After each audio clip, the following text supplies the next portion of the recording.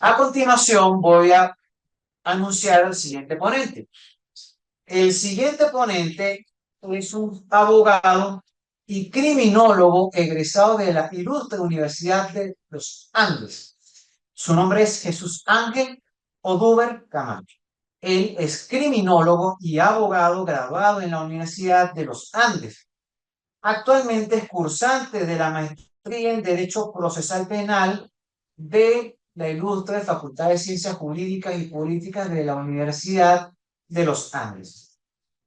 Es un profesor de categoría asistente en la Escuela de Criminología desde el año 2016. Imparte introducción a la criminología, derechos humanos, delincuencia juvenil, tratamiento en libertad y proyectos de intervención preventiva. Cabe decir, y voy a recalcar de nuevo, lo he dicho anteriormente con la extraordinaria disertación de la persona Débora, que este tema queda enmarcado dentro de la interdisciplinariedad. No es solamente derecho, es criminología, es un aspecto técnico del mundo de la informática, incluso que toca el tema de la ciberseguridad, los delitos cibernéticos. Invito al profesor Jesús Ángel Odúber Camacho que venga acá y desarrolle su muy interesante ponencia y que por supuesto nos ilumine a todos nosotros con su experiencia del tema. Denle un caluroso aplauso, por favor.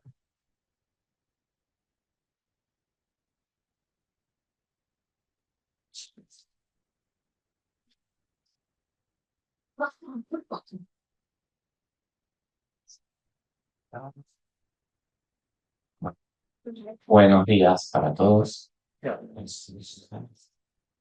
Llamar, llamar, llamar, llamar.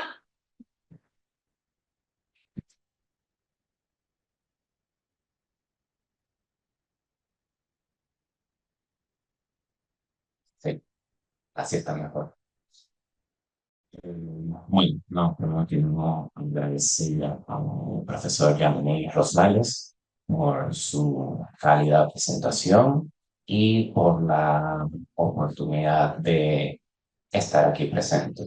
De verdad es un honor, un privilegio compartir y cooperar con estas por segunda jornada de Derecho Público y bueno, sobre todo como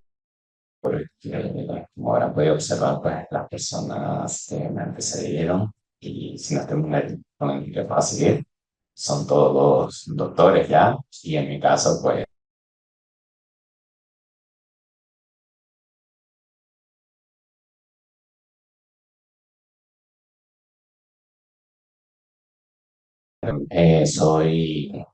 estoy terminando esta escolaridad y empezaron la etapa de la tesis, ¿ok? En la División de Derecho Procesal Penal.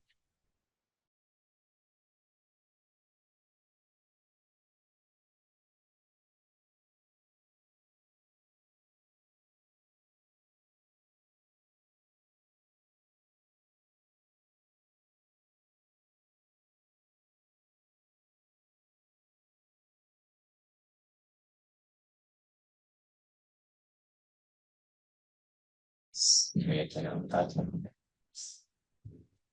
Sí. Perspectivas jurídicas y criminológicas de la ciberdelincuencia. Bueno, como ustedes pueden ver, es un título que responde a ambas de mis profesiones. Es una temática bastante amplia y, por supuesto, si se involucran ambas profesiones, pues habría mucho que decir. Y lo cierto es que dentro de este tiempo de 20-25 minutos que tenemos estimado, pues solamente voy a alcanzar a darle unas pinceladas acerca de esta temática y de los aportes de cada ciencia. Pero bueno, espero que sea de su agrado e interés. Entonces, bueno, comenzamos. Mm, ok. Bueno, como introducción, correspondería en primer lugar pues, ofrecer una breve definición de lo que es ciberdelincuencia, una definición para que ustedes, pues, dentro de lo que puedan saber sobre el asunto, estén contextualizados y así, pues, proceder a que la explicación sea más entendible. Entonces, bueno, por ciberdelincuencia se entiende a ese conjunto de fenómenos delictivos delictivos, entiéndase la infracción de delito, hechos penados, que están tipificados en una ley penal, que tienen pena, este, que tiene una característica bastante particular, bueno, que se dan a través de las tecnologías, de la información y la comunicación. Tengas en cuenta eso. Pero lo cierto, y como lo vamos a ver en la siguiente diapositiva, lo cierto es que aquí estamos hablando tanto de esos delitos que se dan específicamente en entornos digitales, como aquellas figuras tradicionales de delitos comunes que se realizan por medio de esas tecnologías de información y de comunicación. Entonces, la definición de ciberdelincuencia abarca ambas vertientes. Pero como les digo, eso para que lo tengan en cuenta hacia primero y luego profundicemos más sobre el asunto. No, la importancia, perdón, la importancia del tema. Este tema considero yo un tema fundamental en lo que es la vida cotidiana de todos. ¿Por qué? Porque la ciberdelincuencia ha ido abarcando cada vez más espacios de la sociedad a nivel mundial. Y lo que era una problemática, vamos a decirlo así, una modalidad delictiva más inusual, menos conocida, porque el desarrollo tecnológico pues, no estaba tan masificado, tan globalizado, realmente pues ya tiene unos notas de bastante relevancia, de bastante incidencia en la población, y lo que se espera es que a futuro se vuelva cada vez más un peligro para la sociedad a nivel mundial, hasta convertirse prácticamente en las modalidades delictivas de mayor incidencia en la población, que son los delitos tradicionales o delitos físicos, si lo quieren ver así. Entonces es importante que nosotros conozcamos del tema, nos preparemos y tengamos nociones sobre este asunto para poder buscar hacer frente a esas problemáticas, tanto de lo jurídico como de lo criminológico, como de lo tecnológico y de negocios. El objetivo de la ponencia, bueno, como les comento, básicamente es darles, proporcionar ciertas nociones de algunos apartados de interés jurídico, de interés criminológico en torno a esta temática de la ciberdelincuencia.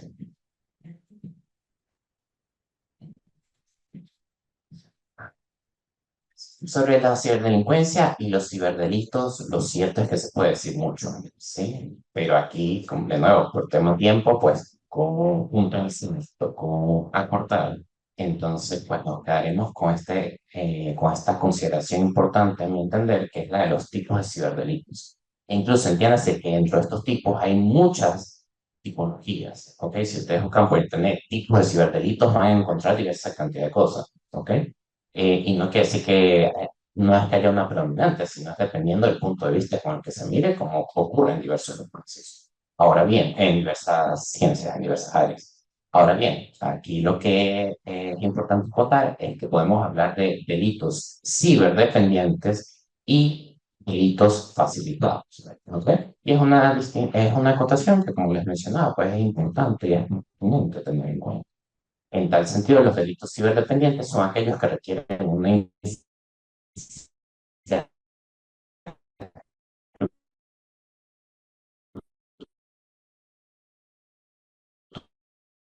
para resolver ataques a infraestructuras nacionales críticas, por ejemplo, como que de negación de servicio, que básicamente es hacer muchas solicitudes a una página web, a un servidor, ¿no? Que quede inutilizado por un determinado periodo de tiempo, o también accediendo a datos confidenciales de clientes, por ejemplo, son instituciones bancarias, de redes sociales, todo eso abarca este tipo de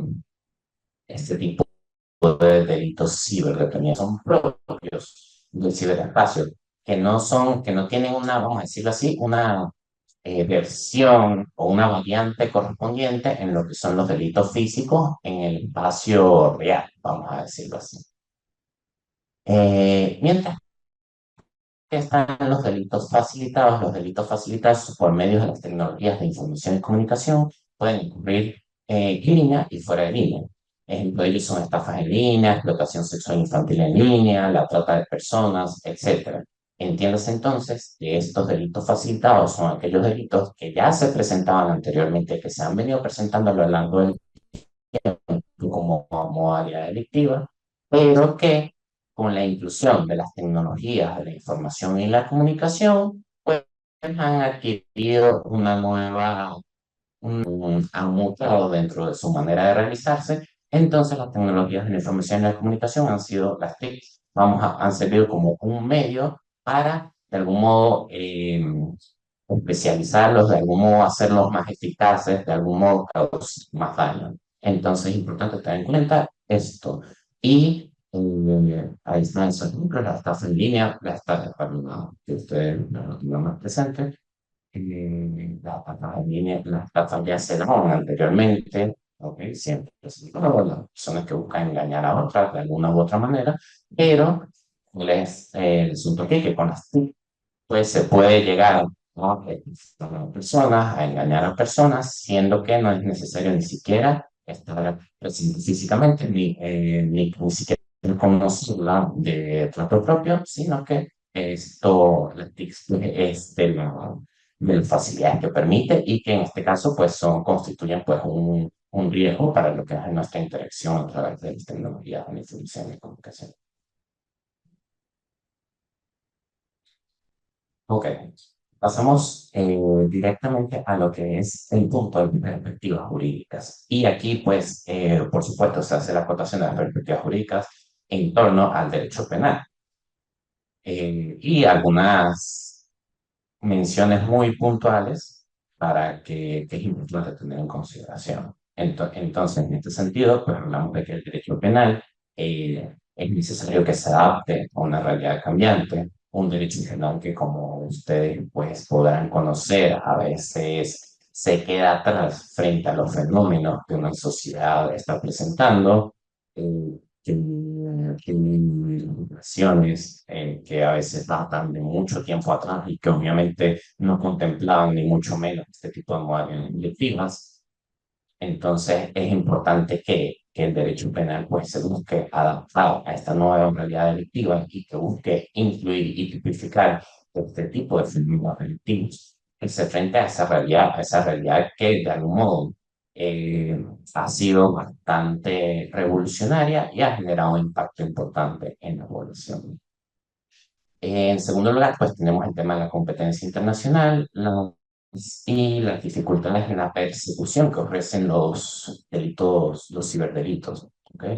Que es un problema bastante relevante y se refiere básicamente a ese asunto y que conecta con el tercer apartado, pero bueno, se refiere a ese asunto de que tú puedes ser víctima de un determinado ciberdelito, una estafa, una usurpación de identidad, y resulta que el atacante, el agresor, perfectamente puede ser que no esté en el territorio venezolano, en nuestro caso. Se puede estar en un territorio completamente a miles de kilómetros de distancia. Entonces, de ahí pues, nos plantea esta problemática de cómo se van a perseguir efectivamente esos delitos, cómo se puede dar una respuesta desde lo penal para que no haya impunidad en ese tipo de delitos, siendo que ni siquiera hay no hay una correlación en el juicio físico entre víctima y victimario, por ponerlo de esa manera. Y bueno, ahí vamos directo al aspecto de la extraterritorialidad, que es ese tema de la jurisdicción en el espacio digital, tiene que ver tanto, bueno, ajá, entonces en esos casos, ¿qué país es al que le corresponde si esos delitos? ¿Qué país es el que, quien le corresponde juzgar? Si la persona es un nacional determinado de un país, está en otro. Todos esos temas que se plantean a través del derecho internacional y que en este tema de los ciberdelitos pues generan eh, ciertas necesidades de reflexión y hacer unas precisiones que antes no eran necesarias con los delitos tradicionales. Y particularmente también en este ámbito, también el asunto de, empezó, por ejemplo, los espacios virtuales, redes sociales, comunidades en línea, videojuegos, que cuando ocurren, que pueden ocurrir hechos delictivos en esos espacios, entonces, ¿a quién, cómo se puede castigar eso? ¿A quién le corresponde juzgar eso? ¿Cuál es la jurisdicción pertinente en esos casos? Entonces, ese es el tipo de consideraciones, ese tipo de reflexiones que nosotros nos tenemos que hacer y es a la realidad de lo que se ha estado enfrentando, y a lo que se tiene que enfrentar en ciencia jurídica, el derecho penal particularmente y procesal penal, porque indudablemente genera unas problemáticas que en muchos casos obstaculizan que se puedan castigar este tipo de hechos. ¿Ok?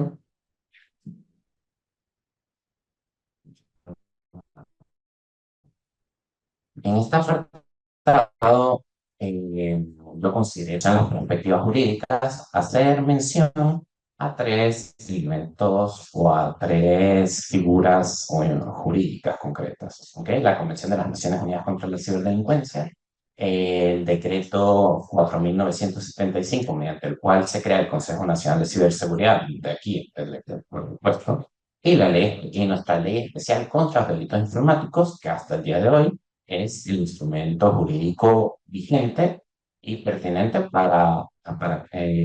en torno a esta materia de ciberdelitos, de delitos informáticos.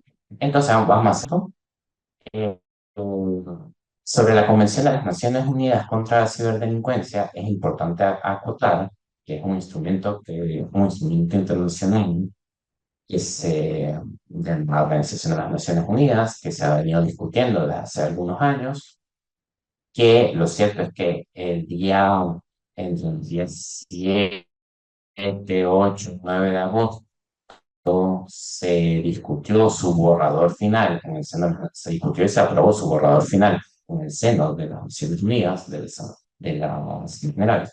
¿Y qué es lo que pasa con este asunto? Entiéndase con eso, todavía no ha entrado en vigor, ¿sí? En vigencia. Se espera que por el entonces que con ese en los tratados internacionales, convenciones y demás, eso tiene un proceso para que entre en vigor que con la situación de los estados, que los estados se suscriban, que alcancen un determinado número de estados suscritos, ¿no? La convención para introducirse. Pero de todos modos es importante tenerlo en cuenta. ¿Por qué? Porque se discutió y lo que se espera pues que en los próximos años se termine de probar. ¿Ok?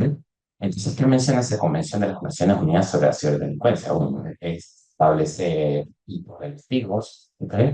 Establece lo que son disposiciones para la cooperación internacional, habla de lo que es la jurisdicción en materia de ciberdelitos, habla de medidas procesales y de la aplicación de la ley. Aquí, pues, decirles precisamente, eso tiene un total de 7 capítulos, dicha convención. Establece lo que son los mecanismos de cooperación internacional para perseguir este tipo de fenómeno delictivo. Establece también, habla de medidas preventivas que deberían seguir los estados para reducir o para buscar hacer frente al fenómeno de la ciberdelincuencia. Y también establece un capítulo de asistencia técnica e intercambio de información entre los estados. ¿Ok? Hay un tema de cooperación internacional que es fundamental en temas de ciberdelincuencia, porque, por lo que como he dicho, como un ciberdelito se puede cometer contra una persona que está aquí, siendo que el atacante está en Estados Unidos, está en España, entonces, por supuesto, es importante que exista una cooperación internacional para poder perseguir ese tipo de fenómenos. Ahora bien, lo cierto es que todo este asunto, todo lo que establece la Convención las Naciones Unidas contra la Ciberdelincuencia, pues ha generado mucho debate en el seno de la comunidad internacional, en lo que son las organizaciones no gubernamentales en materia de derechos humanos y demás. ¿Por qué? Porque todo esto, pues, por supuesto, lo que es la persecución de los ciberdelitos, tiene también unas repercusiones en materia de derechos humanos, que es importante tener en cuenta.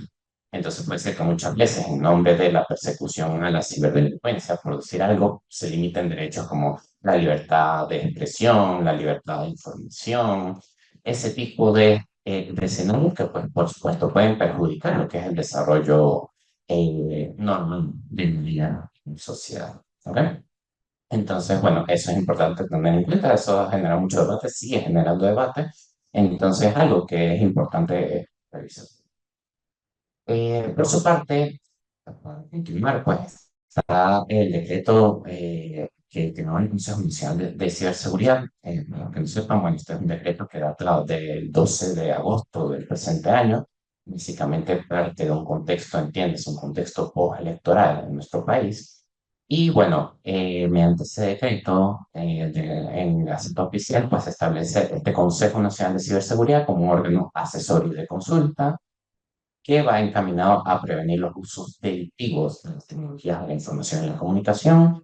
Esto es importante tener en cuenta, y si ustedes leen ese decreto, pues van a ver que más que es dirigido, también tienen algunas decisiones pues, dirigidas a la sociedad en general, pero parece estar más dirigido a la ciberseguridad, a un enfoque gubernamental. Es decir, dirigido a la protección de las instituciones del Estado frente a hechos frente a ciberataques, frente a ciberdelincuencia. Entonces, eso es importante tenerlo en cuenta. Y también, fíjense, una cuestión curiosa, eh, pues, curiosa en términos jurídicos, es que ese decreto hace referencia directa al artículo 41 de la Convención ONU, que acabamos de mencionar anteriormente, que habla de que de la red de, una red de vigilancia 24/7 para delitos transfronterizos. Eso es básicamente que los estados pues, tienen que tener siempre, de algún modo, vamos a decirlo así, una institución, un ente encargado de mantenimiento para ofrecer asistencia a otros estados en caso de que así se requiera. ¿Por qué? Porque los ciberataques y los ciberdelitos pues, pueden ocurrir en cualquier momento, entonces se busca que estén esos mecanismos establecidos. ¿Ok?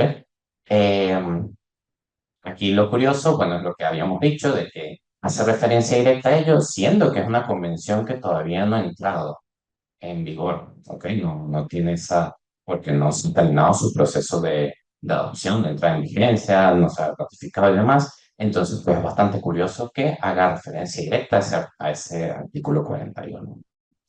Eh, y bueno, vamos a mencionar como última mención en lo jurídico la Ley Especial contra los Delitos Informáticos del año 2001. Me hace que ya es una ley que tiene 23 años desde que entró en vigencia, ¿ok? Y bueno, particularmente en este sentido, yo lo que quería era reflexionar sobre la necesidad o no de actualizar dicho instrumento jurídico. En este sentido, pues yo les podría dar como ejemplos. El caso de Argentina, que la ley en materia de ciberdelincuencia, de delitos informáticos, data del año 2008, 7 años de diferencia con relación a la nuestra. En Colombia es una ley que modifica el Código Penal data del año 2009 y algunos ejemplos, como les digo, porque si nos ponemos a profundizar en cada estado, pues hicimos mucho tiempo, pero en el caso de Chile hay dos leyes en materia de ciberdelincuencia, una en el año 2022 y una en el año 2023. Entonces, partiendo de eso, podemos pensar que los demás países de nuestra región estén más actualizados en materia de ciberdelincuencia. ¿Ok? Lo cierto es que nuestra ley fue bastante pionera en ese asunto. Entró también, hay que verlo como un hito, porque tuvieron ese adelanto en relación a otros países.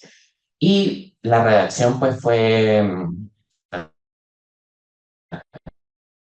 yo me di a la tarea que hice, bueno, una que participó en ese proyecto de redacción de la ley. Ahí estuvo también incluida la doctora María Vázquez en la redacción de esa ley que se contra los delitos informáticos y demás personas, diputados y demás, y miembros de la comisión que formaban parte de la redacción. Y lo cierto es que en ese momento se buscó que la ley pudiera mantener esa vigencia en el tiempo a pesar de los cambios que se dieran en materia tecnológica. Hubo esa visión, ¿ok? Y si ustedes revisan el contenido de la ley, pues efectivamente aún se sigue ajustando a las modalidades delictivas que se presentan, eh, pero lo cierto es que hay aspectos que ya no han alcanzado, aspectos que eran impensables en aquel momento, por ejemplo, lo que es el tema de los algoritmos, ya el tema de algoritmos, inteligencia artificial, que son nuances que en aquel momento pues están muy primigenios o no existían ni siquiera directamente, entonces que no se podían ver y que son cuestiones que sí pudieran implicar la necesidad de que eventualmente se tenga, digamos, pronto que tarde, se tenga que actualizar dicha ley, además de incluir otro tipo de modalidades que han ido surgiendo, además de ser a lo mejor tipos de activos más específicos en materia, por ejemplo, que la posición en línea para mí, es un tema ya no se puede establecer en términos de los demás, que lo establezca una ley, sea la ley especial. Ok, entonces eso como una reflexión que quería poner. Ok, ahora vamos a mencionar algunas cuestiones atinentes. Sí es cierto que, bueno, le dimos énfasis a lo jurídico, pero igualmente pues, yo quería hacer mención a algunas cuestiones dentro de las perspectivas criminológicas. Entiéndase la criminología como la ciencia que estudia el comportamiento delictivo, ¿ok?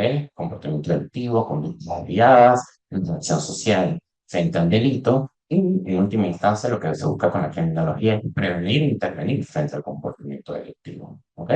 Entonces, como tecnología como ciencia multidisciplinaria, interdisciplinaria, pues partimos de el delito en diversas perspectivas. Y por supuesto aquí nosotros en, en lo que es el sistema de la ciberdelincuencia, pues hablamos de la evolución tecnológica y su impacto en la ciberdelincuencia, las nuevas formas de delinquir. Obviamente hay que tener en cuenta lo que ya mencionábamos. Ha habido un cambio drástico de lo que es la parte tecnológica, por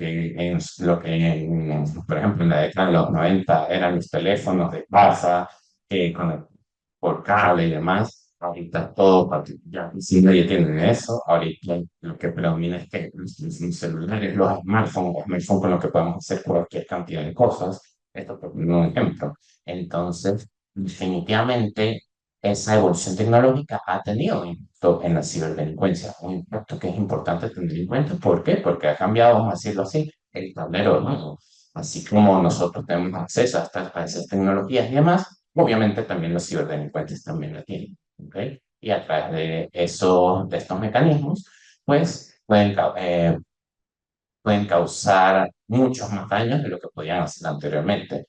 Entonces, por ejemplo, el tema del phishing, de aquella modalidad delictiva que se traduce en que tú vas a un enlace que aparenta ser, por ejemplo, de una página bancaria, de un correo electrónico, si lo mandas, lo difundes por correo electrónico, y si lo puedes mandar perfectamente a 500, a 1000 personas, y a lo mejor no caen todas, ni mucho menos, pero pueden caer 50, 50. Entonces ya obviamente ahí la persona pues tendría unos beneficios, al menos ya el acceso a datos que le podrían permitir un beneficio económico o de otra índole muy superior a lo que podría conseguir, por ejemplo, si se pone en la calle a hurtar o a robar, que cuántas personas pueden o cuántas personas puede victimizar un día. Entonces, ese tipo de consideraciones que hay que tener en cuenta de cómo la evolución tecnológica ha impactado en la delincuencia.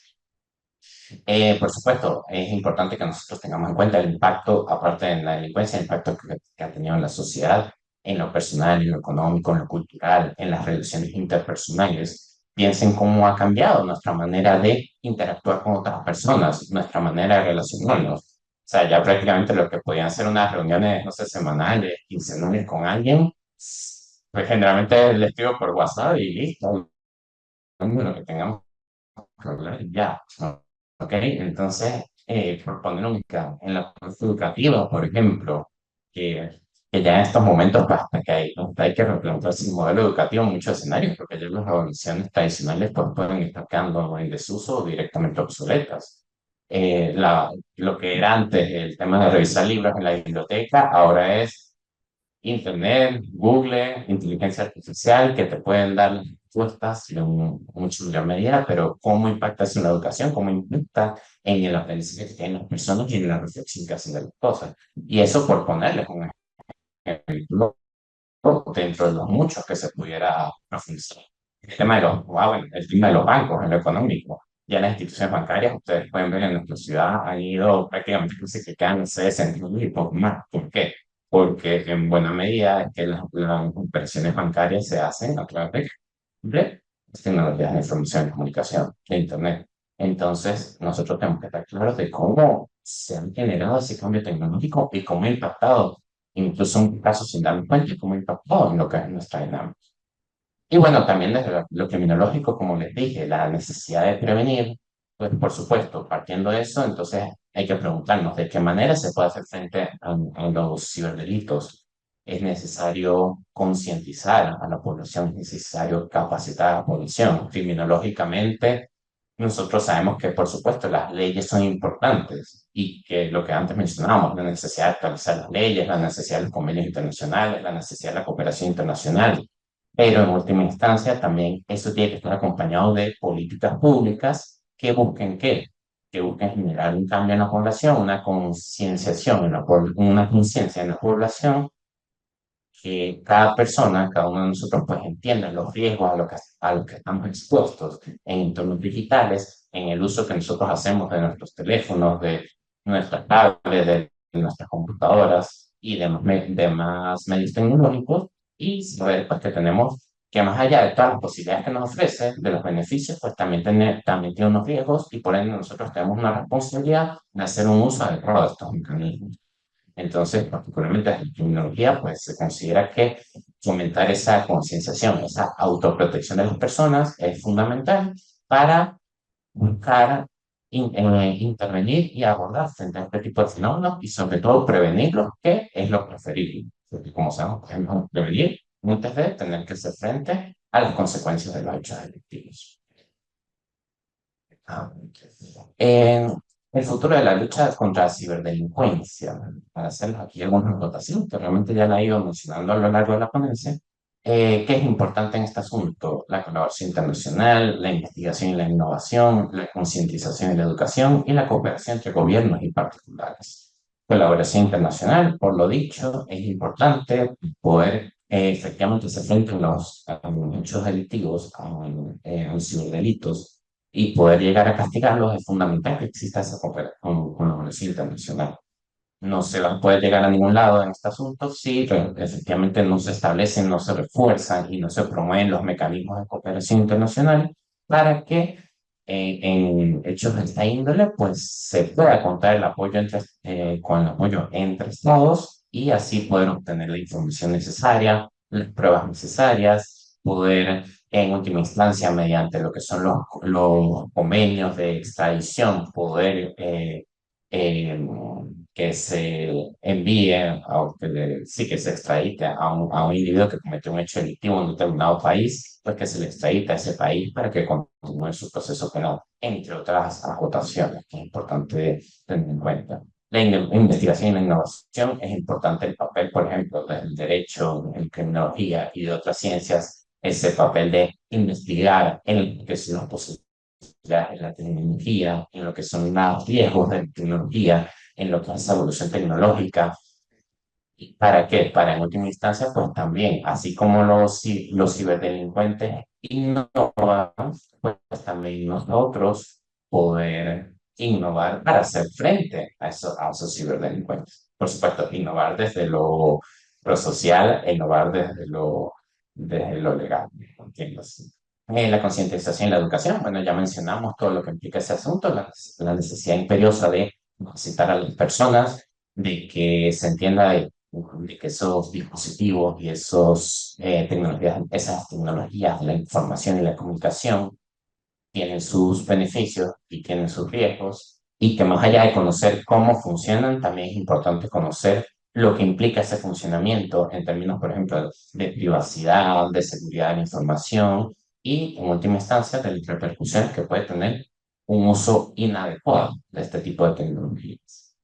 Y también importante la cooperación entre gobiernos y particulares. Es importante, especialmente importante que se busquen estos vínculos, esta relación entre lo que son los gobiernos de cada país y la sociedad civil, las empresas privadas y demás, para buscar esos mecanismos también de cooperación, de difusión de la información, de capacitación al personal, a los funcionarios, a las empresas. y por supuesto también que se cuente con esos mecanismos necesarios de denuncia cuando ocurre un ciberdelito, que desde las instituciones del Estado se les dé respuesta debida a las denuncias de este tipo de fenómenos. Todo ello es importante para que en última instancia pues, se pueda combatir el fenómeno de la ciberdelincuencia. Entonces, bueno, para concluir, porque presumo yo que ya por tiempo estamos justos, como no es un lo abogado, entiéndase, lo de lo que vimos, lo jurídico y lo criminológico, la ciberdelincuencia es una problemática que tiene muchas vistas, que es lo que corresponde o en que se enfocó esta ponencia, pues desde lo jurídico y desde lo criminológico, entender que es necesario una regulación específica, clara de los ciberdelitos, una regulación actualizada, una regulación que esté acorde a los cambios que se van produciendo a diario, particularmente dentro de las posibilidades del derecho penal, por supuesto, dentro de las posibilidades de los instrumentos internacionales y que la importancia de que se establezcan esos mecanismos de cooperación, de vinculación a nivel internacional para combatir este tipo de fenómenos, por supuesto. Pero también teniendo en claro las repercusiones que el control o que la regulación de los ciberdelitos y del uso de las herramientas tecnológicas en general,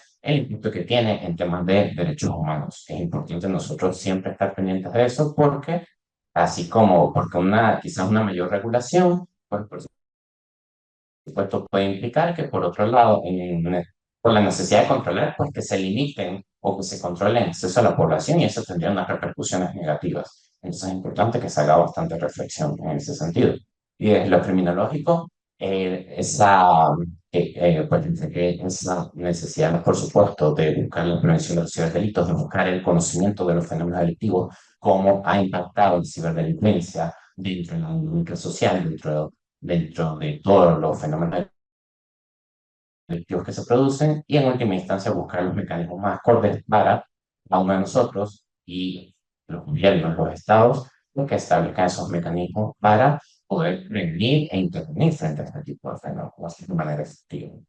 Y bueno, como reflexiones finales, pues eso, hacerles especial énfasis en el tema de la importancia del conocimiento, de la importancia de conocer lo que implica realmente el uso del TIC, las posibilidades, sus riesgos, sus beneficios, ¿ok? Que podamos hacer un uso realmente adecuado de este tipo de tecnologías, que seamos conscientes de la necesidad de autoprotegernos, de prepararnos en esta materia, porque quizás, bueno, algunos pensarán, no, bueno, ya a mí la tecnología pues no me va mucho, o no soy bueno con las computadoras, con los teléfonos, lo que sea, pero es que ya en estos tiempos es una necesidad, ¿ok? Ya es algo que está presente, que en cualquier momento nosotros podemos ser víctimas de un ciberdelito, entonces sí, porque en todo momento pues hay riesgos, ¿ok? En todo momento hay riesgos, peligros que se pueden materializar, entonces es importante tener eso en cuenta y estar preparado, y para eso pues precisamente es la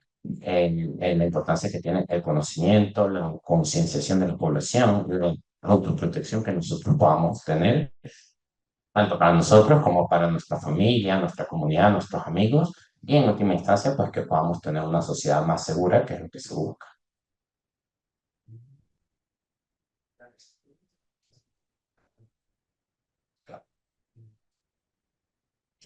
Y bueno, eso sería todo. Muchas gracias por la atención. Espero, bueno, cualquier duda, inquietud, supongo que habrá un espacio para ello. Pero espero que dentro de estos minutos pues, haya quedado claro, medianamente claro, pues el mensaje que se quiere transmitir. Muchas gracias.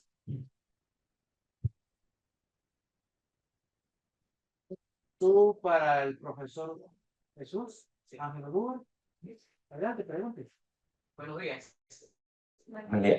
Y tú de lo que acaba de expresar con relación a la ciberdelito, está ocurriendo a nivel internacional, y conociendo y viendo los detalles de cada una de las partes que acaba de explicar, ¿cuáles son los avances que se han realizado en torno a la situación internacional con los ciberdelitos en el caso de los venezolanos? Esto viene unido al derecho internacional porque existe bastante inquietud por la influencia que ha tenido la migración de venezolanos hacia el contexto internacional varias partes del mundo, y esto ha traído como consecuencia la amplitud del ciberdelito. En virtud de esto y en razón de esto, pues quisiera hacer la pregunta de qué o cuáles son las propuestas que se han hecho a nivel de Venezuela en el ciberdelito cuando ocurren, se están violentando los derechos de los venezolanos. Además de eso, ocurren algún tipo de delito, y si hay algunos pasos avanzados en cuanto a a la audiencia oral, o haya encaminado algo con relación a la discusión de los delitos o los ciberdelitos en el contexto legal. Ok. Bueno, particularmente si nuestro país tiene un conjunto de particularidades a nivel económico, político, social, que tiene repercusiones no internas como lo que tú planteas por acaso de ejemplo. Eh, Yo me menciono, no voy a dirigir más directamente a lo que preguntas, pero que nosotros se podría decir que en cierto modo somos especialmente vulnerables o propensos a ser víctimas de este tipo de fenómenos. ¿Por qué? Bueno, porque muy bien nosotros tuvimos una etapa hace unos años en los que nos creamos un tanto, podemos decir, bastante reservados en tema tecnológico. ¿Ok?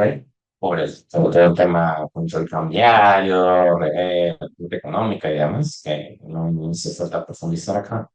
Pero pues eso tuvo una repercusión. Entonces, de repente, pues llegó un momento hace unos pocos años, como que nos vimos de nuevo frente a un conjunto de cosas que no teníamos quizás el nivel de conciencia de la población, así como no leen otros espacios, pero quizás en nuestro entorno, pues aún menos. Entonces, tenemos deficiencias en esta área jurídica, en esta área delictiva. ¿Ok? Somos más propensos, somos más vulnerables frente a este tipo de fenómenos. Y bueno, particularmente, ¿qué es lo que se puede hacer? ¿Cuál es la necesidad? O para más concretamente, ¿qué pasos se han ido tomando? ¿Qué pasos se pueden tomar?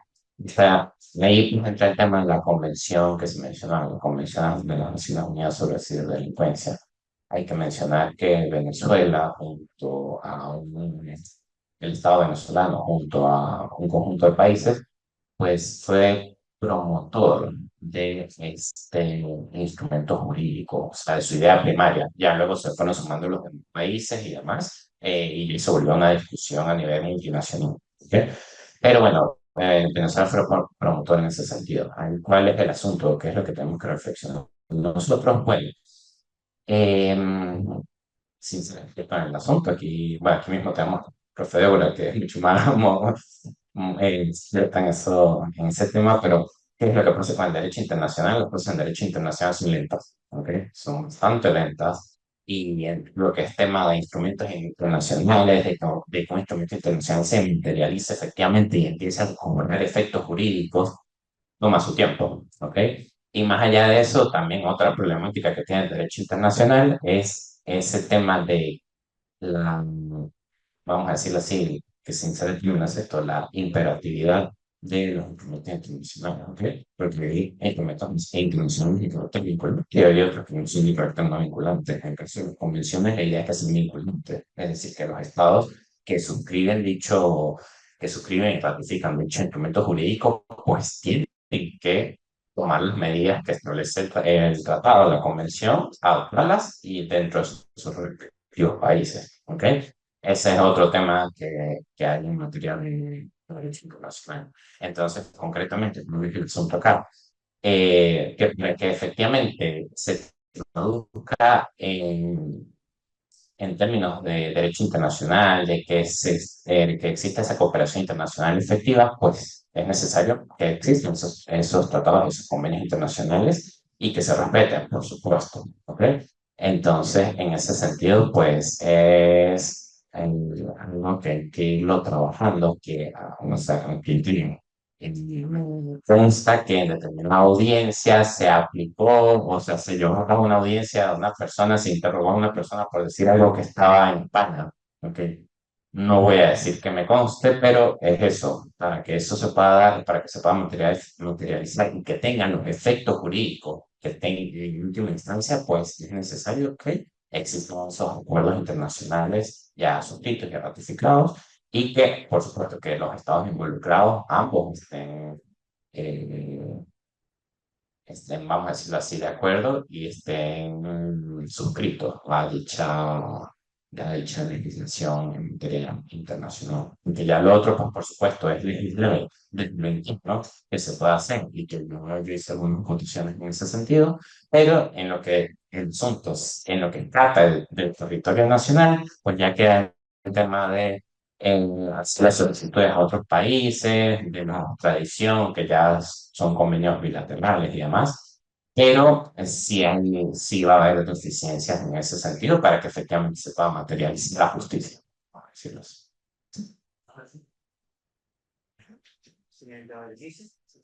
En cuanto a la parte del Estado venezolano, en cuestión a los bancos que piden datos y las personas caen en esas estafas, incluso en las cadenas que nos proporcionan nuestros mismos familiares que inocentemente creen que les van a dar algo o que se ganaron algo, ¿cómo nos podrían educar a nosotros? Porque muchas personas de todas las edades caemos en eso. De que yo digo, ah, mire, me voy a ganar una nevera, me gané un regalo, me gané algo, y lo mando, y cuando viene a ver, pero tú me lo enviaste y es tu culpa. Entonces la persona denuncia al que envió el mensaje y en el 6CPC dicen que no es delito del que reenvió, que no es el creador. Bueno, eso es, saliendo con lo último, eso exactamente no es tan así. Creo que hay que tener cuidado. Depende mucho del tipo de material en que se esté reenviando. Porque a lo mejor un enlace que se reenvió inocentemente, pues eh, pudiera pensarse eso. Pero, por ejemplo, si estamos refiriéndonos a, por ejemplo, material de abuso sexual infantil, quizás tú no eres el creador, pero al momento de reenviarlo o incluso sin reenviarlo, de tenerlo en tu dispositivo, ya estás incurriendo en un hecho delictivo. Entonces hay que tener nosotros cuidado con lo que tenemos en nuestro dispositivo, con lo que reenviamos, ¿ok? Es importante y pues precisamente ahí es donde entra el tema de la necesidad de capacitarse, de concienciar a la población y de autoprotegerla, ¿ok? En ese sentido, bueno, es cierto que toda la población pues puede ser vulnerable a un ciberdelito, eso lo tenemos que tener en cuenta. Quizás y estadísticamente se han hecho estudios que muestran que la población de mayor edad, vamos a decir, si es tercera edad y demás, es más vulnerable frente a este tipo de fenómenos. ¿Por qué será? Básicamente porque es una población que no nació y no creció en un contexto tecnológico, informático como lo tenemos ahora, entonces vamos a decirlo así, se están como adaptando a ese contexto, no es como las personas de 20 o menos años que nacieron directamente a esta cuestión y se manejan como nadie, ¿ok?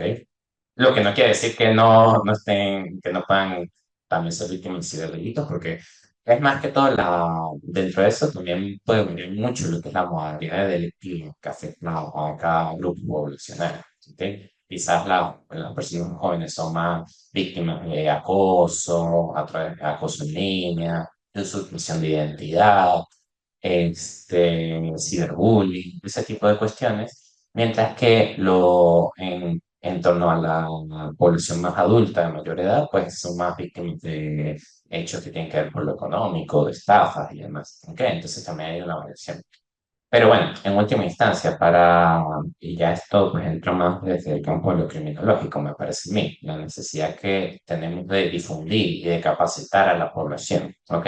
Esto tendría que ser una política de Estado, una política del gobierno nacional, ¿ok? ¿Dirigida a qué? ¿No? Esos, a difundir el uso adecuado de las tecnologías de la información y la comunicación y de los riesgos que entraña el uso de estas tecnologías, ¿ok? Así como se difunde eh, el mensaje, por ejemplo, de no consumir drogas o de prevenir los embarazos no deseados, más o menos así tendría que ser la difusión del mensaje de la ciberseguridad y de la necesaria prevención en entornos digitales. ¿Ok? Entonces ahí recibe. Por supuesto, que se haga a nivel nacional, también desde los estados, a nivel, ahí todo, ahí ya es un tema de que a nuestros niveles nacional, estatal, municipal, pues se haga eso, ¿ok? Como política de cada uno. Y que por supuesto también el aporte que se puede hacer desde escuelas, desde las universidades, ayudando a difundir, claro, en general, porque en general cada carrera, pues, sí, cada profesión pues, puede tener un rol frente a esto, pero hay profesiones que nosotros podemos decir están más llamadas frente a este tipo de asuntos, ¿ok? El derecho, las ciencias políticas, la criminología, la, las ingenierías que tienen directamente como un rol más hacia lo tecnológico. Eh, pero tiene que ser más allá de un tema de profesión, que es importante, por supuesto, también tiene que ser un tema de a nivel individual, a nivel ciudadano, ¿okay? Que se difunda estos mensajes y que busquemos autoprotegernos, porque es que son situaciones que se dan al cotidiano, que lo único que podemos esperar es que vayan en aumento y que se produzcan unas modalidades delictivas, que se refinen las modalidades delictivas. Y eso que no entramos, no dice, bueno, sí lo mencioné por ahí, pero sin entrar mucho en el tema de la inteligencia artificial, de que básicamente por inteligencia artificial a ti te pueden quitar la voz, que puedes tener una videollamada con alguien que parezca ser una persona y salvo que tú tengas un mecanismo muy sencillo de seguridad para corroborar la identidad de la otra persona, perfectamente te pueden engañar, te pueden estafar, te pueden hacer caer en una modalidad delictiva de este tipo. Entonces es importante que, no, que busquemos esos conocimientos y que busquemos prepararnos en esta área porque es una situación que indudablemente está y va a ir a más. Entonces es necesario eso. El bachiller que se encuentra presente, por favor, permiso, disculpe. En materia del debate sobre la ley que sea contra delitos informáticos, perfecta, ¿no? ¿Se tiene conocimiento de si existe actualmente algún proyecto de ley o una iniciativa que permita actualizar esa ley para que el Estado regule de forma interna mejor este tipo de delitos informáticos, este tipo de situaciones, para así tanto regularlo dentro del país y hacerle frente a las relaciones internacionales que va a tener Venezuela con otros países en materia de delitos informáticos? O las ideas de delito. Ok. Bueno, realmente que lo que yo como conocimiento, lo que pueda revisar, sí como una iniciativa de actualización o de incluir nuevos tipos, eh, que yo tenga conocimiento, si alguno, si alguno pues tiene conocimiento, pues lo puede compartir, no tengo ningún problema. Así como, vamos a decirlo así, como un proyecto tangible. No dudo que pueda haber como iniciativas o que vayan a surgir iniciativas en esta materia. ¿Qué es lo que pasa en este asunto? Que realmente, no es que no los haya, pero la gente o los académicos, los profesionales que en nuestro país se dedican a la investigación sobre ciberdelitos, sobre cibercrimen y demás, son bastante escasos. ¿Ok? Y eso es una pregunta, porque parece que en última instancia, desde la institución, es que se dedican a materializar pues, esos cambios legislativos y de las necesidades sociales, por supuesto. ¿Ok? Que yo les puedo mencionar particularmente el doctor Gustavo Amoni, lo pueden buscar, el que yo conozco, que en nuestro país pues más énfasis hace sobre este tema y que hace énfasis en este asunto del estudio de la ciberdelincuencia. Entiendo que hace un par de años o hace un tiempo, porque para no decir una fecha así en concreta, estaba trabajando más, no en un proyecto de actualización, sino más bien que en un proyecto que con base en en el aniversario 20 de esa ley contra los delitos informáticos, como un proyecto de análisis de esos tipos penales, de esos tipos penales establecidos en la ley, de las normativas establecidas en la ley, de las tecnologías, y pues no dudo que si el proyecto, entiendo que está en proceso, no sé qué habrá pasado reciente, última noticia que yo he tenido, pero me imagino yo que si el proyecto se hizo y se hizo el correspondiente análisis de esos tipos penales, no dudo que haya surgido esa necesidad o ese pensar por parte de las personas involucradas en el proyecto de decir, "Cónchale, este artículo ya como que se ha quedado un poco en el pasado, o obsoleto, o es necesario actualizar, o es necesario proponer un nuevo tipo penal, ese tipo de cuestiones, ¿ok? Entonces, pero concretamente pues sería eso, así como un proyecto tangible que y yo te puedo decir, está listo para que en unos meses se introduzca a la Asamblea Nacional para su discusión y tal, y reformar la ley. No tengo conocimiento en ese asunto.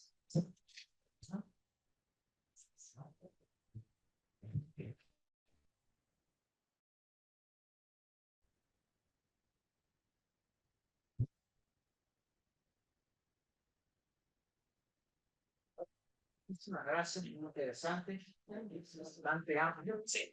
Tiene un poquito, la abrimos. Sale la persona. ¿Prendió mucho? Y Sale. Permiso.